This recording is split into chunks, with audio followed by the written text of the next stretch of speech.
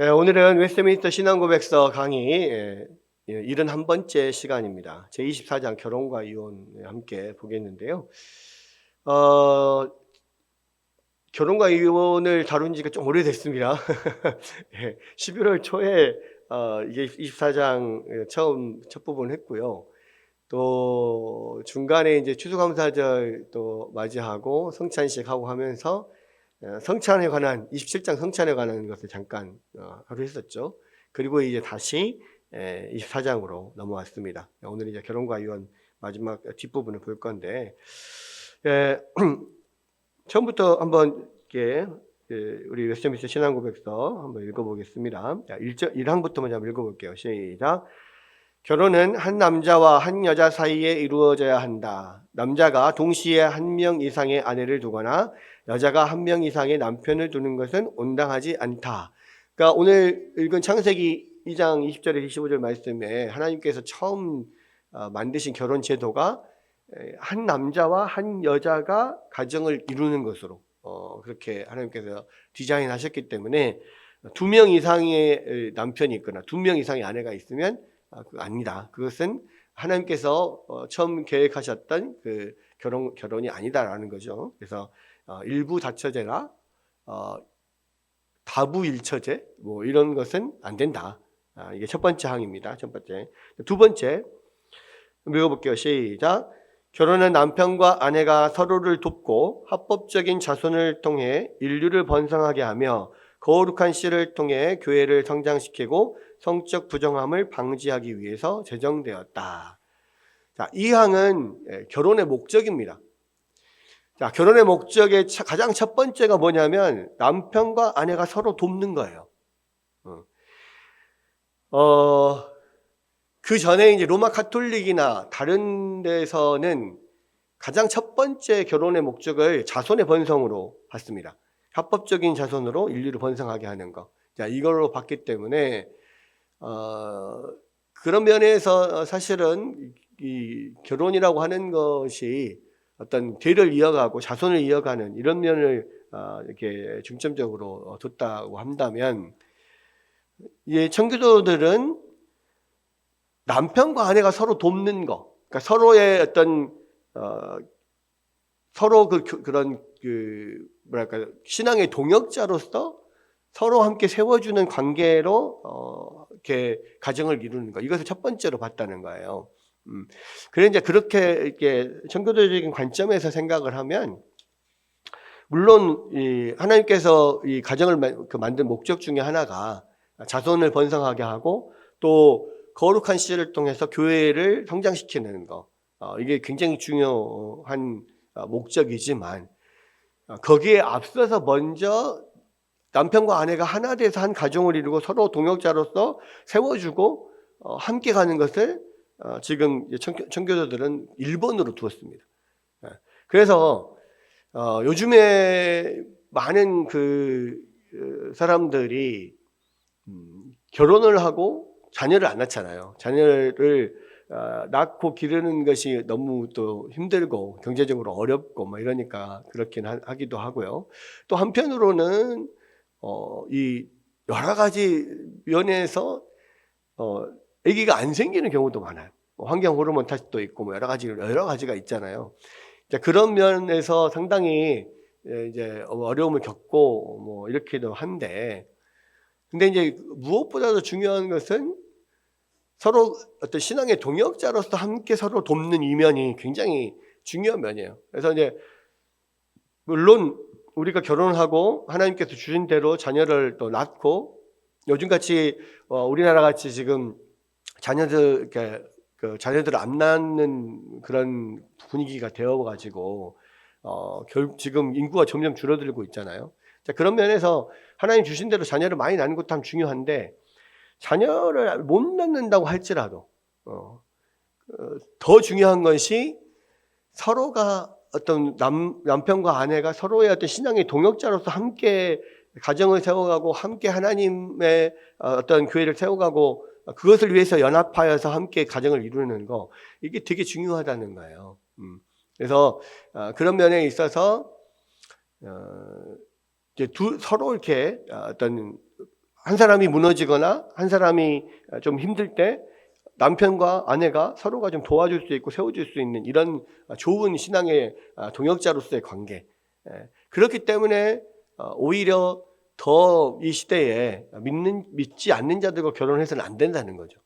왜냐하면 결혼한 믿지 않는 자와 결혼하는 것 자체가 결국 서로의 신앙에 도움을 주는 게 아니라 해를 주기 때문에 그래서 이제 그런 게 안 되는 겁니다. 자, 이런 부분들을 좀 알 필요가 있어요. 그래서 가장 먼저는 부부간의 관계 안에서 정말 신앙의 동역자로 서로 믿음으로 세워주는 관계가 되는 거, 이게 참 중요하고요. 그 다음에 자녀를 낳고 자녀를 하나님의 자녀로 잘 키워가는 거, 이것이 이제 두 번째로 중요한 거고, 세 번째가 어떤 성적인 부정함을 방지하기 위해서. 그래서 이제 혼자서 아무래도 살다 보면 그런 음행이나 내지는 간음이나 여러 가지 성적 부정함에 노출될 수 있단 말이에요. 그것을 방지하기 위해서 하나님께서 결혼을 하게 했다. 이것을 꼭 기억해야 됩니다. 그래서 이 결혼 목적이 참 중요한 것 같아요. 결혼이 목적이 분명하면 누구랑 결혼해야 되느냐, 이게 더 분명하게 나오게 되는 거죠. 그래서 그런 면에 있어서 이제 가장 좋은 이상형, 가장 이상적인 배우자는 누구냐라고 했을 때 같은 교회를 다니고 같은 신앙을 가진 뿐만 아니라 영적인 색깔도 비슷해야 돼요. 그래야만 서로가 이해하고 영적으로 잘 도와줄 수가 있거든요. 그래서 가장 좋은 배우자는 결국 같은 교회 안에서 만나는 게 제일 좋아요. 그게 가장 좋다, 이렇게 생각할 수 있습니다. 그런 면에서 우리 윤 목사님 성공했죠. 우리 많은 청년부 출신들이 청년부 안에서 이렇게 만나서 결혼하는 게 참 좋은 것 같아요. 좋습니다. 자, 그 다음에 세 번째, 3항. 자, 3항 한번 읽어볼게요. 시작. 동의를 표할 수 있는 판단력을 가진 사람은 누구나 결혼할 수 있다. 그러나 기독교인들은 주님 안에서 결혼해야 할 의무가 있다.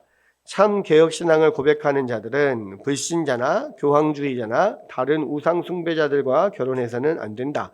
경건한 자들은 생활이 극도로 악하거나 가증스런 이단 사상을 주장하는 자들과 멍해를 함께해서는 안 된다. 자, 이 동의를 표할 수 있는 판단력을 가진 사람은 누구나 결혼할 수 있다. 이 이야기는 이제 뭐 그 뒤에도 좀 더 나오지만 성인이면, 그렇죠.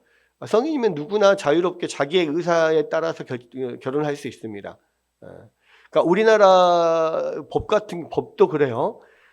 만 19세 이상을 성인이라고 하거든요. 우리나라로 20살, 만 19세 이상의 성인은 누구나 자기 의사에 따라서 결혼할 수 있습니다. 그리고 제가 이제 그 뒤에도 찾아봤는데 만 18세 이상은 부모의 동의를 받아서 결혼할 수 있습니다. 누구든지 부모의 동의에 따라서 결혼할 수가 있고요. 만 18세 이하는 결혼을 하는 자의적으로 결혼하는 것은 금지인데, 뒤에 보면은 나오더라고요. 결혼을 해서 만 19세가 지나거나 내지는 임신을 한다. 그러면 그 결혼이 인정이 된다. 그 전에는 부모든지 누구든지 그 결혼을 불법적인 결혼이다 하고 공식적으로 이것은 결혼 관계가 아니라고 이렇게 할 수 있더라고요. 그런 면들은 이제 나중에 보는데, 어쨌든 중요한 것은 뭐 집안의 어떤 강요에 의해서 자기의 의지에 상관없이 결혼한다, 뭐 이런 것은 하나님의 뜻은 아니라는 거죠. 그러니까 성인은 분명히 자기의 의사에 따라서 결혼할 수 있다. 그런데 그럼에도 불구하고 부모들이 더 훨씬 오랫동안 인생을 살아왔고 그 판단하는 부분도 훨씬 더 합리적인 그런 지혜로운 판단을 할 수 있기 때문에 아무리 만 19세 이상의 성인이라고 할지라도 결혼을 할 때에는 부모의 그런 조언을 들을 필요는 있다. 그런 면들을 우리가 생각해 볼 필요가 있고, 또 여기서도 말한 아까 결혼의 목적에서도 말했듯이 불신자나 다른 신앙을 가지거나 아예 어떤 이단이라든지 뭐 그런 거는 그런 사람들과는 배우자가 될 수 없다. 왜냐하면 결혼의 가장 첫 번째 목적이 남편과 아내가 서로 신앙적인 동역자가 되어야 되는 거니까, 자, 이런 면들을 3항에서 이야기를 하고 있습니다. 네. 이야기 나오는군요. 예. 하나님에게 특별한 요구인데, 그렇죠. 살이 분별할 수 있는 사람은 합법적으로 결혼할 수가 있고요. 대한민국 법에 따르면 만 19세 이상 성년은 부모의 동의 없이 결혼할 수가 있고, 만 18세 이상 19세 미만은 결혼은 가능하지만 부모의 동의가 필요하다. 예. 그러니까 만 18세 이상이면 지금 고3, 우리 주위도 부모의 동의에 따라 결혼 가능합니다. 예. 요즘에는 너무 다들 결혼을 늦게 하는 경향이 있는데, 여러분 만 19세 이상이면 결혼 가능해요. 우리 대한민국 법으로도 충분히 가능합니다. 그래서 좀 빨리 결혼했으면 좋겠어요. 자, 19세 미만의 부모의 동의 없는 결혼은 당사자 또는 법정 대리인이 법원에 혼인 취소를 청구할 수 있다. 그러니까 이거는 부모의 동의가 없는 결혼은 부모가 이렇게 혼인 취소를 청구할 수도 있고요. 본인이 혼인 취소를 청구할 수도 있는데, 그러나 혼인 취소권이 행사되기 전에 당사자가 만 19세가 되거나 임신을 하면 완전한 유효 혼인으로 인정이 된다. 지금 현재 우리나라 법은 그렇게 되어 있습니다. 자, 너희는 믿지 않는 자와 멍에를 함께 매지 말라고 하는 말씀 따라서 다른 신앙을 갖거나 불신자들이나 또 재밌는 것은 뭐냐면, 신앙과 상관없이 행실이 악한 자들과도 결혼해서는 안 된다. 돼 있어요. 그 아까 사망의 맨 마지막 부분에 그게 나오죠. 행실이 악해서 사람들에게 덕이 안 되고 이런 사람들은 결혼하지 말아라. 그런 사람들과 결혼해서는 안 된다. 악한 자들과 결혼해서는 안 된다. 이렇게 되어 있습니다.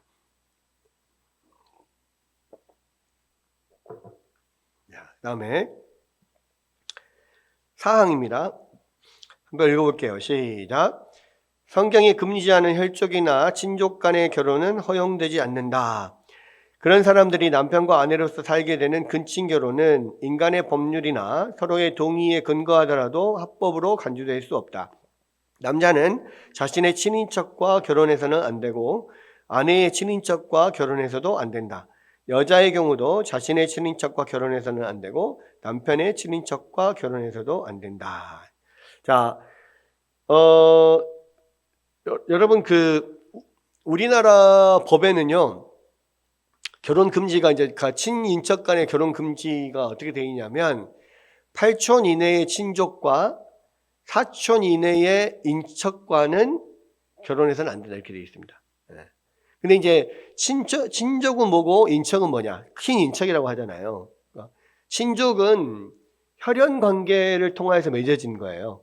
그렇죠? 그래서 아버지나 어머니 계통으로 혈연 관계로 해서 8촌까지는 결혼할 수 없다. 이렇게 되어 있고, 인척은 혼인 관계에 의해서 친척이 된 거죠. 그것은 그러니까 배우자의 관련된 배우자의 친척 뭐 이렇게 돼 있는 거예요. 그래서 이제 거기에서 이제 사촌 관계 이내면 안 된다는 거예요. 지금 우리나라 법률은 그렇게 되어 있는데, 성경이 금지하는 혈족이나 친족 간의 결혼은 허용되지 않는다. 그랬잖아요. 그러니까 이거는 이제 뭐 레위기 18장이라든지 고린도전서 5장 1절, 뭐 아모스 2장 7절 뭐 이렇게 되어 있는데, 이런데 보면 뭐 몇 촌 이내 뭐 촌수로는 안 나오니까 여기는 뭐 몇 촌 이내 뭐 이렇게는 안 나옵니다만은, 뭐 형제들 형제자매라든지 뭐 이모나 고모나 내지는 뭐 삼촌 외삼촌 이런 뭐 삼촌 관계라든지, 뭐 아버지 어머니의 아니면은 이런 거죠. 그러니까 뭐 새어머니라든지 예를 들어서 뭐 이런 또 할아버지와 손녀 관계라든지 뭐 이런 친척 관계하는 결혼이 허용되지 않는다. 그런 식으로 되어 있죠. 그래서 그런 가까운 그 친척인데 뭐 우리나라 법에서도 마찬가지인데 어쨌든 뭐 친인척 간에 친족이 8촌, 그다음에 인척이 4촌 뭐 이런 정도는 서로 혼인을 해서는 안 된다라고 되어 있는데 이제 성경에서는 그렇게 뭐 그런 아주 가까운 친척들이 결혼한 경우가 있잖아요. 우리가 보면 아브라함 같은 경우도 사라가 배다른 동생이고, 그렇죠. 뭐 그런 식으로 지금 뭐 되어 있는 부분들이 있어요. 가까운 뭐 사촌 형제끼리, 이중 사촌끼리 뭐 결혼한다거나 뭐 이렇게 되어 있잖아요. 근데 이제 그거는 율법이 정해지기 전에 고대의 풍습들이 있을 때는 이제 그렇게 되었는데, 율법이 정해진 이후로는 그것이 이제 불가하게 됐죠. 그런 부분들을 우리가 생각을 하고, 뭐 이거는 우리나라 법 안에서 충분히 우리나라 법을 지키는 정도 안에서 충분히 되지 않는가 생각이 됩니다. 8촌 이내의 혈족이나 4촌 이내의 인척 같은 경우는 안 된다. 뭐 이런 거. 그다음에 5항 한번 볼게요. 5항 한번 읽어봅시다. 시작. 약혼 후에 저지른 간음이나 음행이 결혼 전에 드러났을 경우에는 잘못이 없는 배우자에게 약혼을 파기할 수 있는 정당한 권리가 주어진다. 결혼 후에 간음을 저지른 경우에도 잘못이 없는 배우자가 이혼을 청구할 수 있고, 이혼한 뒤에는 마치 잘못을 범한 배우자가 죽은 것처럼 다른 사람과 결혼할 수 있다. 그러니까 이제 이혼에 관련된 건데요. 그러니까 약혼한 이후에도 파혼할 수는 있어요. 서로 그런 간음이나 음행이 드러났을 경우에 그 파혼을 이렇게 청구할 수 있고, 결혼돼도 간음의 경우에 있어서 부부 관계 외에 배우자가 다른 이성과 어떤 뭐 성관계를 했다, 이런 것들이 음행을 했다라고 하는 게 드러나면 상대방이 이혼을 청구할 수 있습니다. 도저히 용서가 안 되고 도저히 이것 때문에 이 사람을 신뢰할 수 없고 이제 더 이상 같이 살고 싶지 않다, 그런 생각들이 들었을 때 이혼을 청구할 수 있는데, 이제 여기서도 보면은 이혼을 청구할 수 있다는 거예요. 청구해야만 한다는 것은 아니야. 그래서 만약에 그것을 용서하고 그냥 충분히 그 부분에 대해서 회개하고 이 사람이 거기에 대해서 다시는 그런 일을 하지 않겠다, 뭐 이렇게 서로 다짐 받고 용서하고 그러면 그냥 같이 살 수는 있어요. 그런데 많은 경우에 또 그런 것들이 재발되는 경우가 많거든요. 그러다 보면 이제 그런 거 가지고 더 이상 안 되겠다 싶어서 이혼을 청구할 수 있고, 이혼하는 것은 합당한, 그런 부분에서 이혼은 합당하게 되는 것이다, 합당한 이혼이다, 이렇게 볼 수 있고, 그리고 이혼한 뒤에는 그 사람이 죽은 것처럼 생각하고 다른 사람과 결혼할 수 있다. 이제 이게 웨스트민스터 신앙고백서의 5항의 내용입니다. 자, 그 다음에 6항 읽어볼게요. 자, 시작. 인간은 부패한 관계로 하나님이 결혼을 통해서 하나로 합해 주신 관계를 깨뜨리기 위해서 여러 가지 논리를 내세우는 경향이 있다. 하지만 교회나 국가 공직자들이 도무지 해결할 수 없을 정도로 완고하게 배우자를 버리겠다고 주장할 때나 간음을 저지르는 경우를 제외하고는 그 무엇도 결혼 관계를 파기할 만한 충분한 사유가 될 수 없다. 이혼은 관련자들의 의지와 분별력에만 맡겨서는 안 되고 질서 있는 공적 절차를 밟아 진행되어야 한다. 그러니까 이제 사람들이 이렇게 뭐 이 결혼을 깨뜨리기 위해서 여러 가지 논리를 가지고 뭐 이혼의 정당성을 이야기하는 경우가 있는데, 성경은 분명히 말합니다. 두 가지 경우에 이혼할 수 있다는 거예요.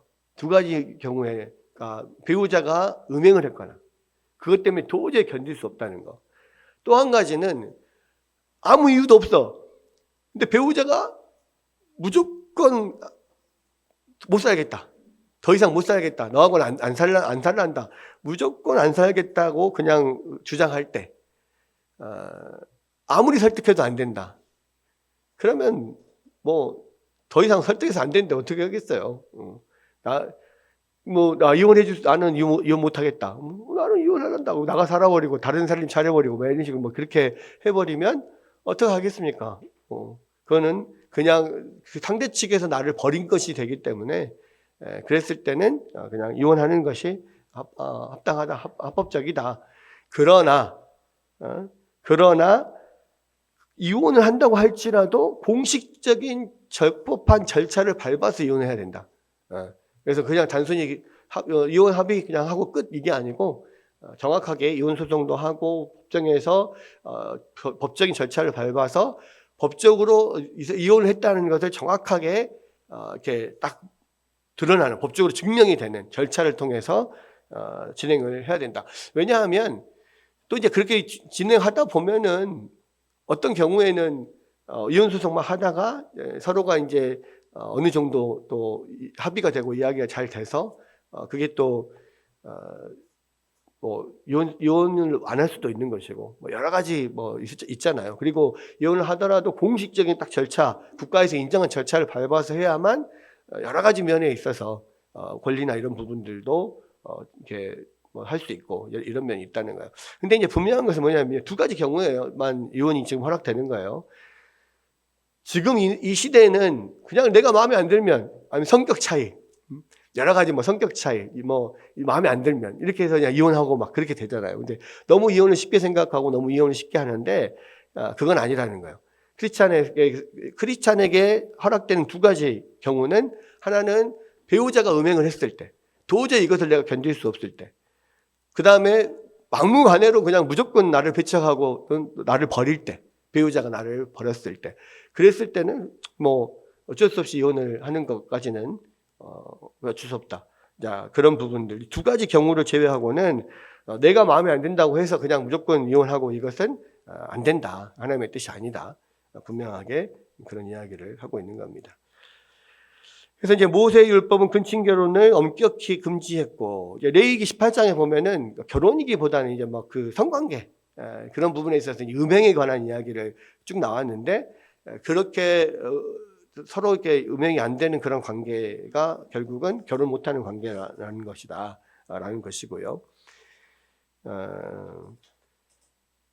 예, 그리고 이제 모세는 유대인들에게 그들의 마음의 완악함 때문에 이혼을 허락했지만 신약 성경은 간음이나 완고하고 고집스럽게 배우자를 버리는 경우를 제외하고는 이혼을 허락하지 않았다. 네, 그런 이야기. 그다음에 버림받은 배우자가 그럼 재혼할 자유가 있는가? 그러니까 아까 음행을 해서 배우자가 음행했을 때 어떤 나와의 어떤 신뢰관계가 깨진 거기 때문에 죽은 사람과 같다 생각을 해서 그렇게 해서 이혼했으면 재혼할 수 있는데 일방적으로 버림을 받았을 때 그러면은 계속해서 기다려야 되냐? 그러면 그렇게 버림받고 이혼을 했으면 다시 재혼하면 안 되냐? 뭐 이거에 대해서는 여러 가지 논쟁이 있었어요. 많이 있는데 대부분의 신학자들은 그럴 수 있다. 이혼했으면 그렇게 해서 버림받고 이혼을 했으면 재혼할 수 있다라고 이야기를 했는데 이제 그 근거가 되는 게 고린도전서 7장 15절 말씀이에요. 혹 믿지 아니하는 자가 갈리거든 갈리게 하라. 그러니까 믿지 않은 자가 헤어지자. 그렇게 계속해서 이야기를 하면 믿지 않는 자가 나를 버리면 그래 뭐 헤어지자. 그래서 형제나 자매나 이런 일에 구애될 것이 없다. 왜냐하면 우리는 신랑 되신 예수님과 함께 살기 때문에 그런 부분에 믿지 않는 자가 계속해서 나를 싫다고 또는 신앙 때문에 그렇다든지 여러 가지로 그러면 받아들여라. 근데 이제 그렇게 받아들이고 그러면 예수님을 신랑 삼아서 혼자서 그냥 쭉 살아라. 뭐 그렇게 하는 사람들도 그렇게 말하는 사람들도 있고요. 어떤 사람들은 그거는 공식적으로 음행과 함께 성경에서 이제 뭐 이혼하게 할 수 있는 공식적인 어떤 그런 이유가 되기 때문에 그렇게 이혼한 사람도 죽은 사람과 마찬가지로 생각하고 다시 재혼할 수 있다. 이렇게 두 가지가 있습니다. 그러니까 예전에 이제 그 지원교회에서 최규현 목사님은 끝까지 기다려라. 아니면 혼자 살든지. 뭐 그리고 다른 사람과 이렇게 저렇게 해서 결혼하고 하는 것은 뭐 그것은 음행에 가깝다. 뭐 이렇게 말씀을 하셨던 면도 있어요. 근데 이제 대부분의 신학자들은 그렇게 해서 이게 자기가 배우자가 일방적으로 이혼을 주장해서 이혼을 당했더라도 그건 재혼할 수 있다. 이제 이렇게 이야기를 하는 거죠. 혼자 할 수 있으면 혼자 사는 것도 괜찮아요. 요즘에는 하도 이제 혼자 사는 사람들도 많고 그렇긴 한데 보면은 하나님을 그러니까 배우자가 있으면 하나님을 섬기고 또 하나님 앞에서 열심히 신앙생활을 하는 것이 참 쉽지 않은 면도 분명히 있긴 하거든요. 네, 그런 부분들이 있고 또 이제 더 결정적으로는 자녀들이 있을 때 헤어지잖아요. 이혼이 있으면 또 자녀들의 양육 문제나 뭐 여러 가지가 또 다시 재혼하면 또 그 재혼 상대의 자녀들도 있고 그럼 그 자녀들과의 또 관계에서도 계속 문제가 생기고 참 쉽지 않은 면들이 분명히 있더라고요. 그래서 그런 면들은 신중하게 생각을 해야 되고 정말 이제 이게 하나님의 뜻에 합당하고 하나님을 잘 섬길 수 있는 그런 상황이냐 아니냐 이런 것들 좀 판단을 잘 해야 된다라고 봅니다. 그래서 여기서도 그 이야기하죠. 모든 간음이 필연적으로 결혼 관계를 파기하는 것도 아니다. 왜냐? 그것을 내가 용서하고 같이 살 마음이 있으면 같이 용서하고 살면 되거든요. 또 양측의 동의가 이루어졌다고 해서 곧바로 이혼이 되는 것도 아니다. 왜? 적법할 절차를 거쳐야 된다는 거예요. 정확하게. 그런 면들. 거치는 동안에 다시 합쳐질 수 있는 가능성도 있고 적법한 절차를 거쳐야만 이혼 이후에 여러 가지 권리를 보장받는 분도 있을 것이고 여러 가지 그런 면들이 있습니다. 그래서 이혼을 하려거든 적법한 절차를 거쳐서 이혼을 해야 된다. 이런 이야기예요. 그래서 피해 입은 배우자가 이혼을 청구한다면 질서 있는 공적 절차를 밟아서 이혼이 이루어질 수 있다. 그래서 이제 웨스트민스터 신앙 고백서에서는 이런 결혼 그리고 이혼에 대한 분명한 성경적인 이야기들을 좀 다루고 있습니다. 그래서 우리가 이제 이런 부분에 대해서 좀 깊이 있게 생각을 못하는 경우가 많거든요. 근데 이제 언제 우리가 결혼을 할 때도 그렇지만 또 이혼이라고 하는 것이 어느 순간 나의 인생에서 또 그런 문제가 대두될 때가 있어요. 그랬을 때 어떻게 결혼할 것이며 어떻게 이혼할 것인지 무엇이 하나님의 뜻인지 이런 것들을 우리가 좀 신중하게 생각하고 고려할 필요가 있고 우리가 말씀대로 또 순종하면서 해야 될 필요가 있다라는 것입니다. 그래서 오늘은 결혼과 이혼 여기까지 24장 마치고요. 다음번에 이제 25장으로 넘어가도록 하겠습니다.